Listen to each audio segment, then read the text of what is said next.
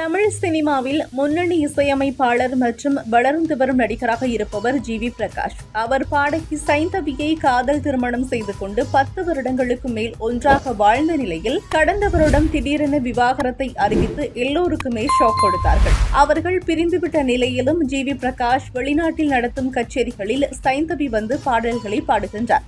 அந்த வீடியோக்களும் இணையத்தில் வைரலாகி பலருக்கும் ஆச்சரியத்தை ஏற்படுத்தியது. விவாகரத்திற்கு பிறகு ஜி.வி. பிரகாஷ் மற்றும் சைந்தவி இருவரும் ஒன்றாக பணியாற்றுவது ஆச்சரியமாக இருப்பதாக பலரும் கமெண்ட் செய்து வரும் நிலையில் அது ஏன் என ஜி.வி. பிரகாஷ் பதில் அளித்திருக்கின்றார். நாங்க ரொம்ப ப்ரொஃபஷனல், ஒருவருக்கொருவர் மீது மரியாதையும் இருக்கிறது. அந்த மரியாதைக்காக நாங்கள் ஒன்றாக பணியாற்றுகிறோம் என ஜி.வி. கூறியிருக்கின்றார்.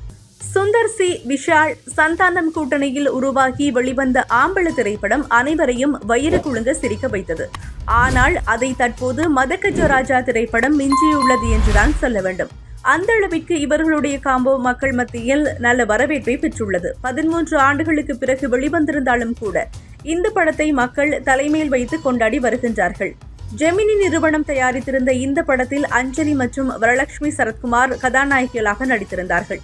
மேலும் இந்த படத்திற்கு விஜய் ஆண்டனி இசையமைத்திருந்தார். படம் வெளிவந்த முதல் நாளில் இருந்தே நல்ல வரவேற்பையும் பெற்று உலகளவில் இதுவரைக்கும் 15 கோடி ரூபாவுக்கு மேல் வசூல் செய்துள்ளது. இந்நிலையில் இந்த படத்திற்காக விஷால் வாங்கிய சம்பளம் குறித்த தகவல் வந்துள்ளது. அதன்படி இந்த படத்தில் நடிப்பதற்காக நடிகர் விஷால் 1 கோடி ரூபாய் வரை சம்பளமாக வாங்கியுள்ளாராம். மேலும் இந்த படத்தின் பட்ஜெட் 15 கோடி ரூபாய் என சொல்லப்படுகின்றது.